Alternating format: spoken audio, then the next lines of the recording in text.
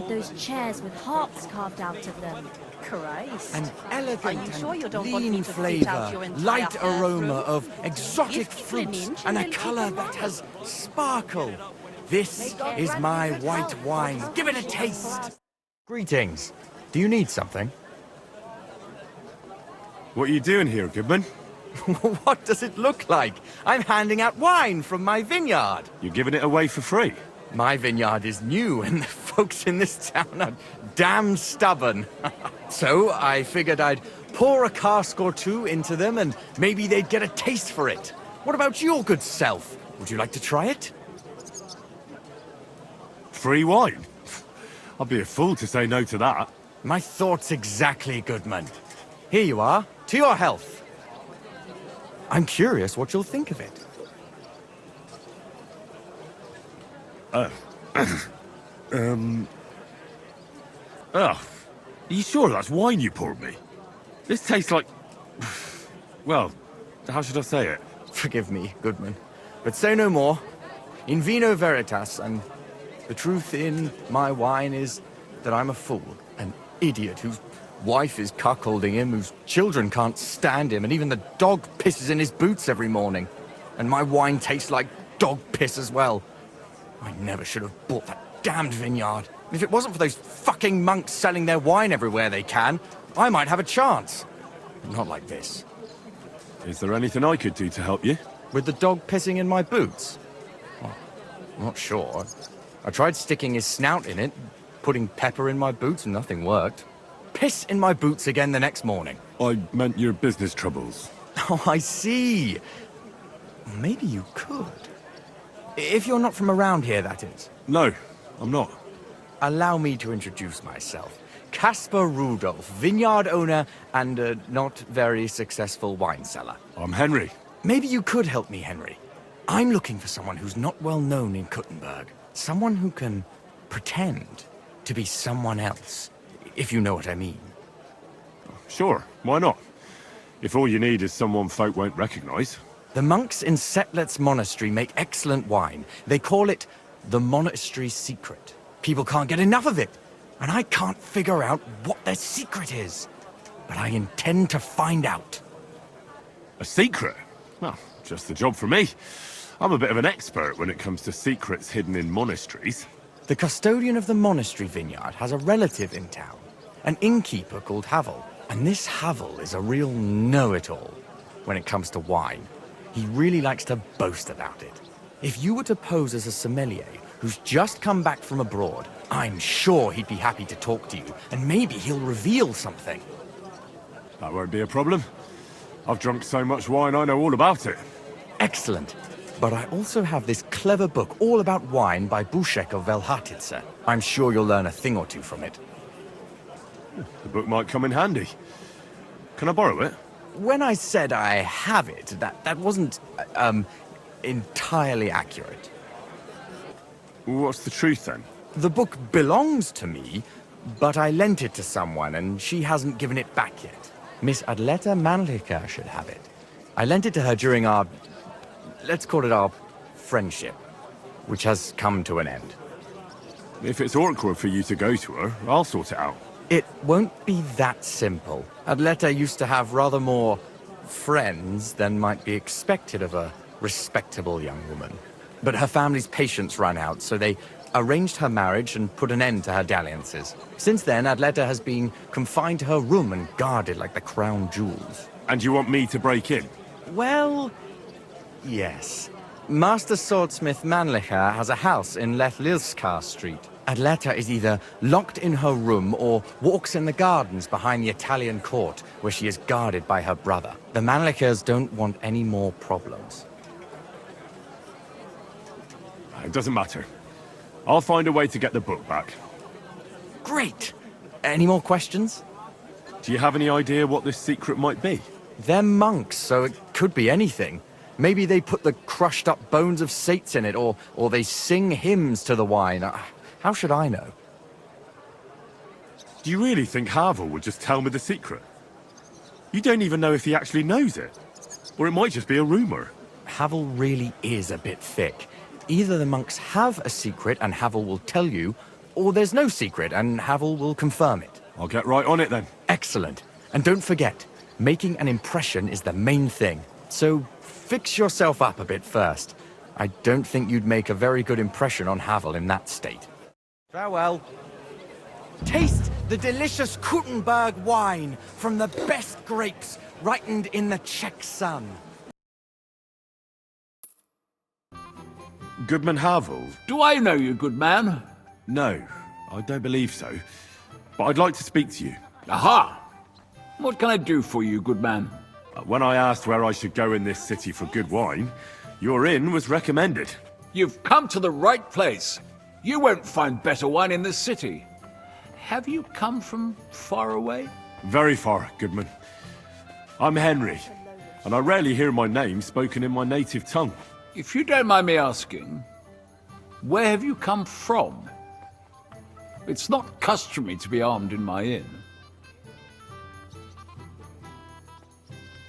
Saxony, Bavaria, and so on.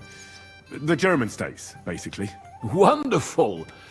It's not often I get the chance to talk to someone so well-traveled. It'd be nice to have someone to discuss the drink of kings with. An invitation I can't refuse. Thank you.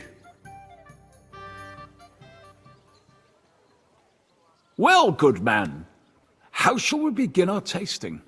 Ah, I know. How about a little white to begin with? Excellent.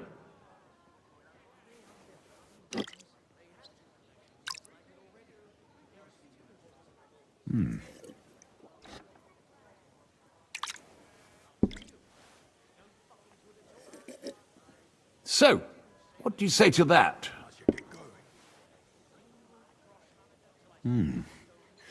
Hints of vanilla. That's uncommon. And I have to say, that greenish spring color is perfect. You're right. A rare flavor and color tone. It's essentially a lighter wine.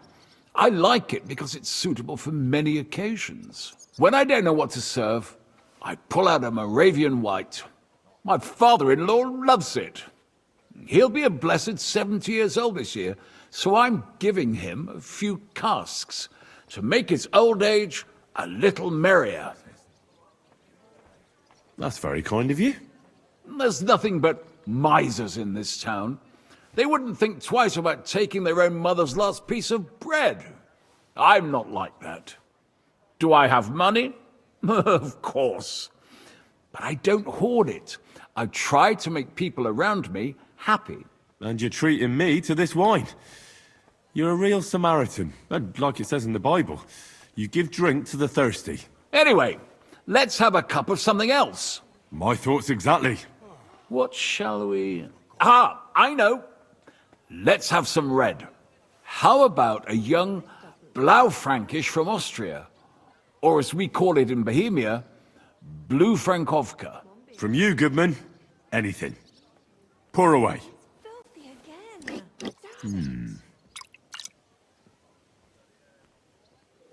again. Quite a decent vintage.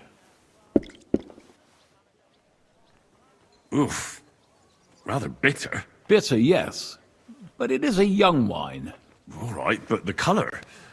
It's not blue at all. More of a purple. That doesn't seem right. It's not supposed to be blue. The name is a reference to it not being as red as other wines. It's more a play on words. Ah, forgive me. I've never heard of such a wine. Don't worry. Nobody knows everything. Except for my wife.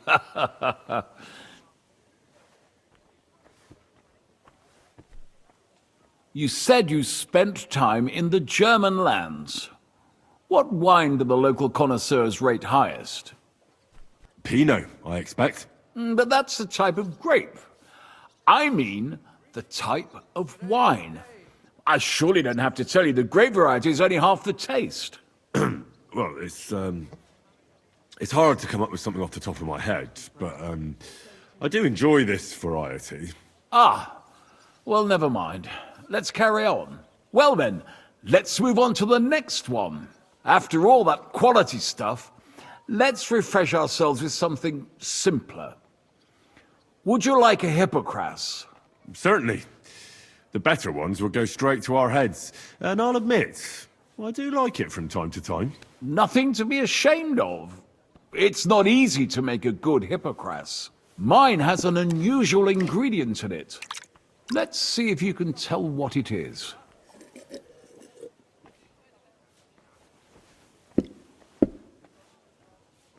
I don't know. I'd say it's made with love? Of course it is. But I meant a real ingredient, not some poetic nonsense. Well, in that case, I couldn't tell you. It's not that difficult. It's mint.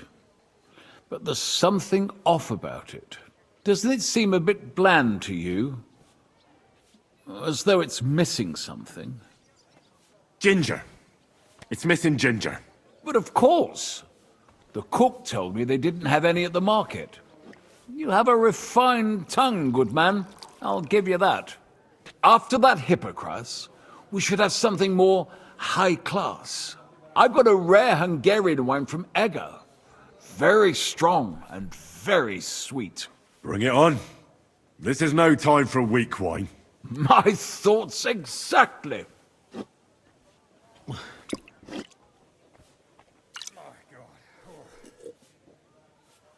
So what do you think? Good, isn't it?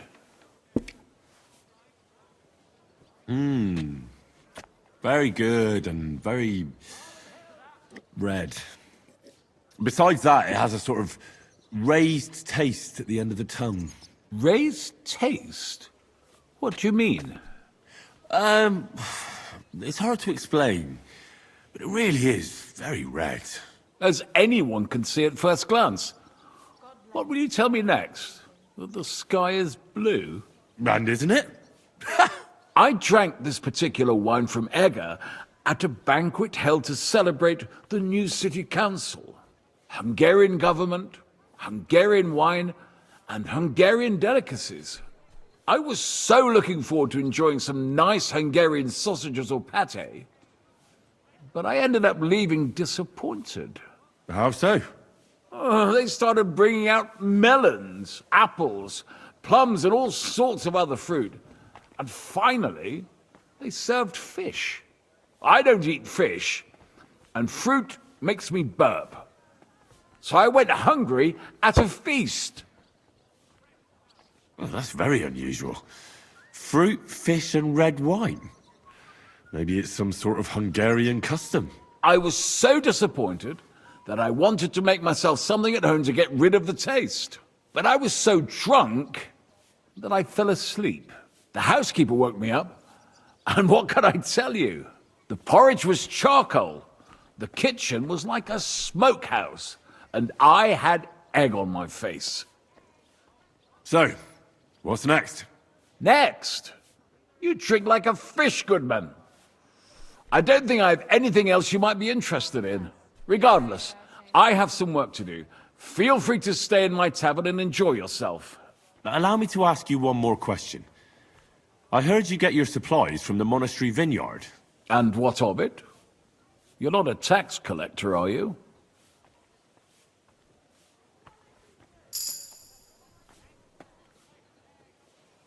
No, I really am not. I don't believe a word you say. So let's be clear, you sneak. My business with the monastery vineyard is all above board.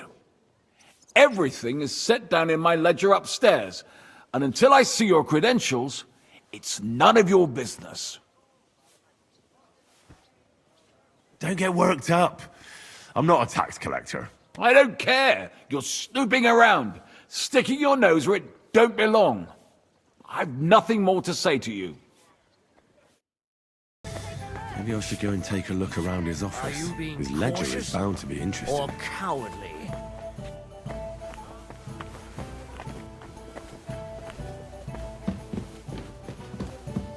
You smell nice.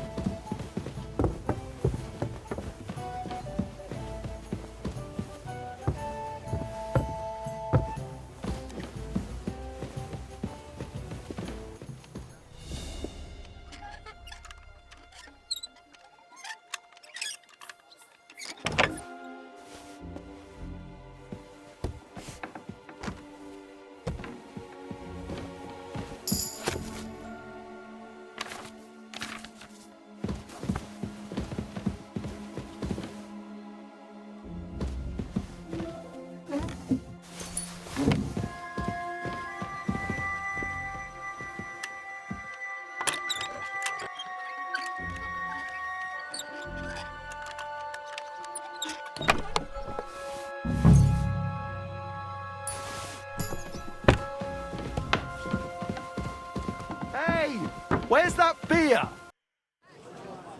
I spoke to Havel. And? How did it go? I had a look around his office to see what I could see. Well, I can't say I approve, but if you found something interesting... I did indeed. It looks like a ledger of some sort. Give it here. Let me have a look. 20 barrels of Rhine Riesling, 24 new barrels from the Cooper, 13 crates of Hungarian grapes for St. Gallenstein. Ah, here we are. It seems they ordered some sort of special incense that they burn in the barrels. That must be it. What good would that do? How should I know? What's interesting is that this isn't normally part of the winemaking process, so it might be just what we're looking for. Right, and here's a small reward so you don't go around saying old Casper's ungrateful. But now I need you to look into it further. We need to find out what this special incense is for. We'll have to take a look in the vineyard and take some of that incense. We, meaning me, right? Of course I mean you. See how well we understand each other? I'll do it, but I want more coin.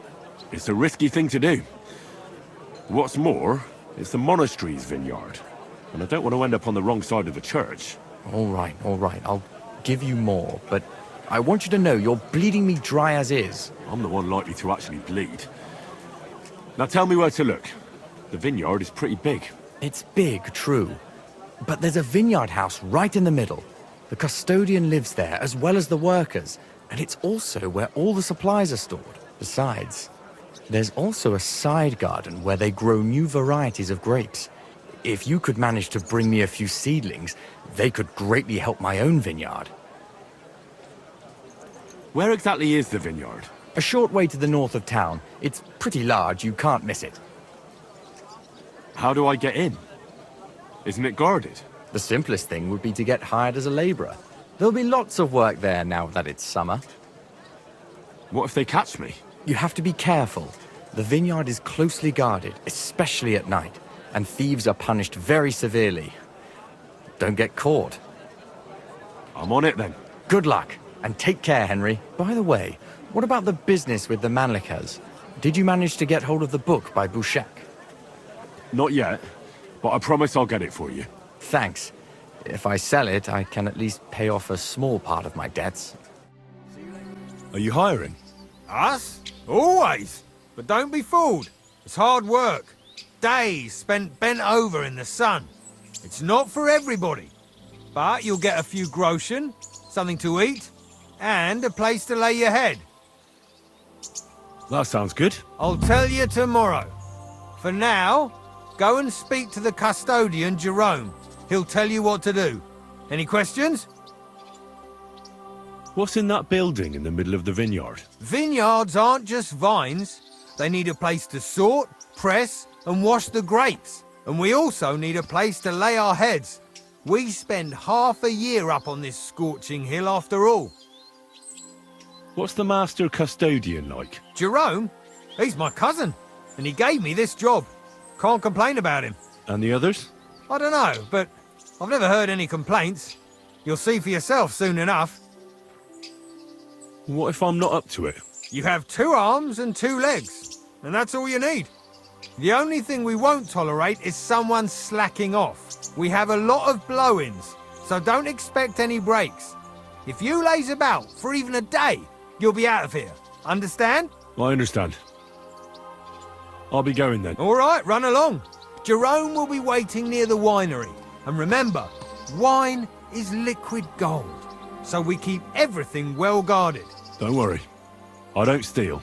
I have to say that because we do get light-fingered individuals here from time to time. And now you know everything, off you go to work. I'm supposed to report to you. I'm new here. Excellent. Another young shoot ready to sprout and produce the delicious fruits of labor. Right. The shoot. That's me. Forgive me, young man. I'm always pleased by the presence of someone who enjoys working. That's great. In any case, I was sent to ask what you want me to do. Oh, it's too late today. The velvet blanket of night is not favorable for our work. Let's leave it for tomorrow.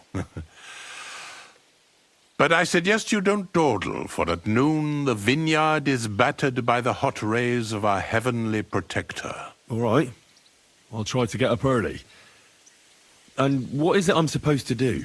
Ah, but of course, I nearly forgot to tell you what your God-fearing work will entail. As our youngest laborer, you will be in charge of the eternal battle against the weeds that choke our beautiful plants. As soon as you spot one, imagine you're King David and uproot. If you hand me a sling... We hand out slingshots in autumn when we have trouble with starlings. Apart from that, you'll sometimes see a sack at the end of a row. In it are clippings and bad plants which you will take to the dung heap behind the winery here, where their earthly existence ends in the process known as decay.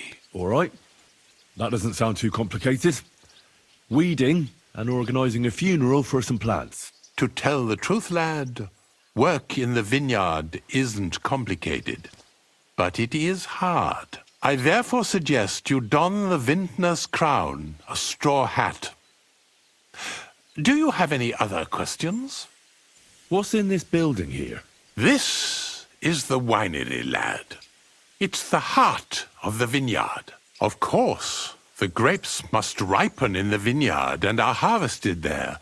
But here in the winery they are sorted, pressed, and poured into barrels. As soon as we put the wine in barrels, it travels to the cool and dark monastery cellars, where it ages.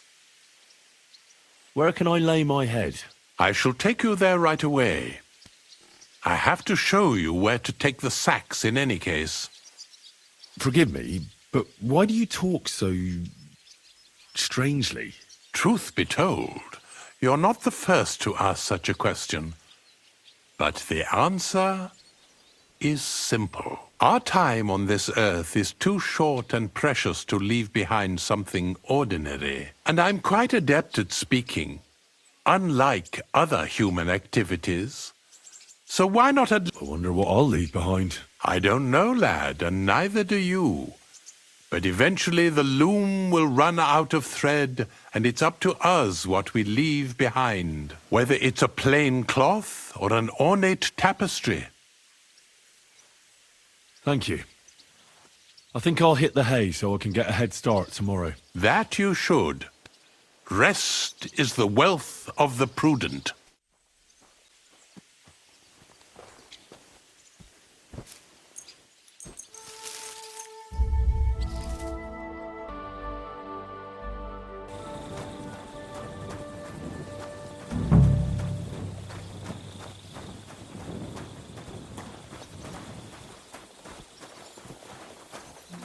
Good to see you. Hey, you're not allowed here. I must be mad. Huh. Strange.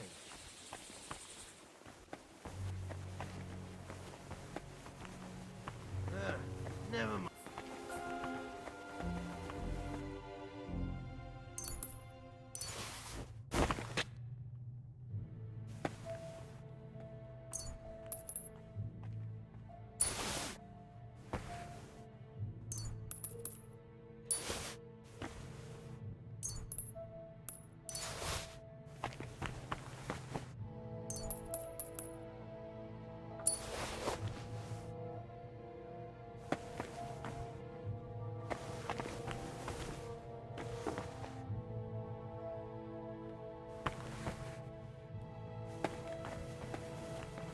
You didn't hear it from the trader who sold you the bow, by any chance?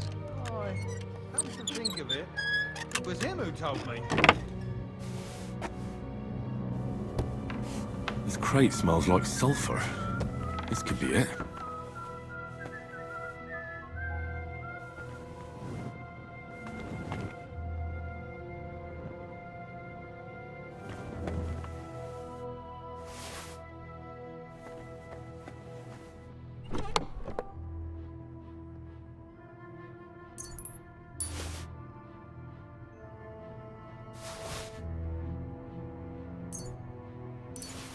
You're in a foul temper today, aren't you?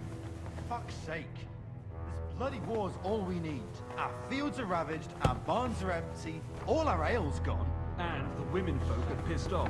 Aye, and Sigismund's lounging about in the monastery, shagging the nuns while we suffer. That's impossible. Not only is it possible, it's happening. No, I mean the bit about shagging the nuns.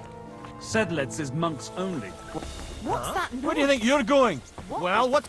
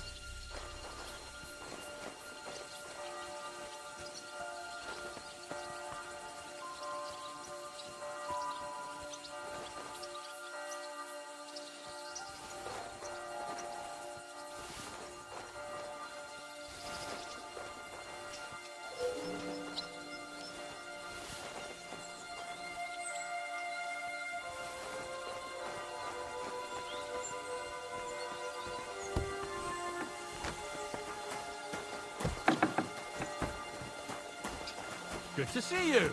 God be with you.